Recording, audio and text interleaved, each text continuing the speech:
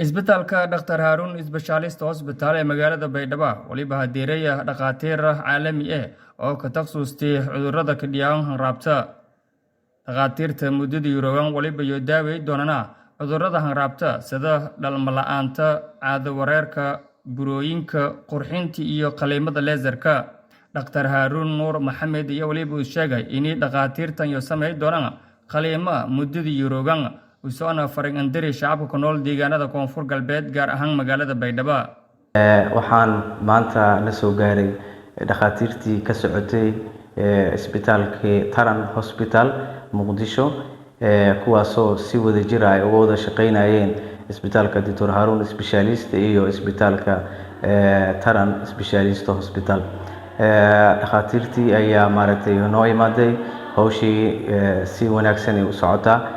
waxaan rabaa inaan la wadaago bulshada inay ka faa'iideystaan dhaqaatiirta waxyaabaha ay qabanayso waxaa ka mid ah taranka ragga oo maaragtay dhalmo la'aanta iyo xanuunada la xiriira taranka sida xanuunada maaragtay xubinta taranka oo jilacda hamiyarida galaha sheelada iyo maaragtay biyo degdega ragga waxaa kamid ah qaybaha haweenka dhalmo la'aanta iyo xanuunada la xiriira haweenka sida daaweynta burooyinka daaweynta maaragtay caado wareerka caadada oo soo laabato caadada oo la waayo labada nooc ay rabtaa ha noqoto ama primary ha ama secondary ha noqoto waxaa kamid ah qurxinta iyo qaliimada xubinta taranka haweenka waxyaabahaas oo idilay maaragtay dhaqaatiirtu ay qaban doonaan shaqaduna waxay ka socotaa xarunta isbitaalka Dr. Harun Specialist Hospital waxaan rajaynayaa inaad ka faa'iideysan doontaan. Dr. Maxamed Cabdullaahi madaxa caafimaadka isbitaalka Taran qaybta ku ee dhaqaatiirtan hadeertii isbitaalka Dr. Harun ee magaalada Baydhabo yaa tilmaamay iyo adeega doonaan bulshada.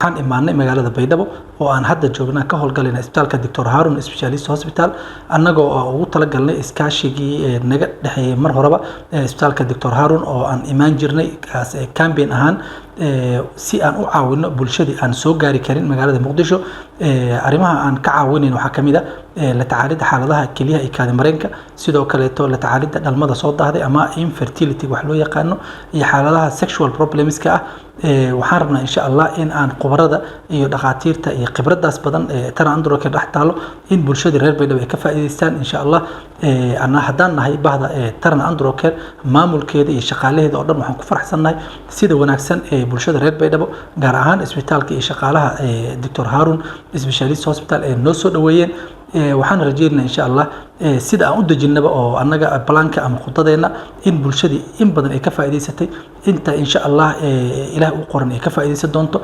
Doorayso Imtinaan Axmed oo ah dhakhtarada cudurrada hanraabta qurxinta iyo qaliimada laserka yaa dhinishe tilmaantii sida fayli markaasayonka adeega doonaan bukaanada.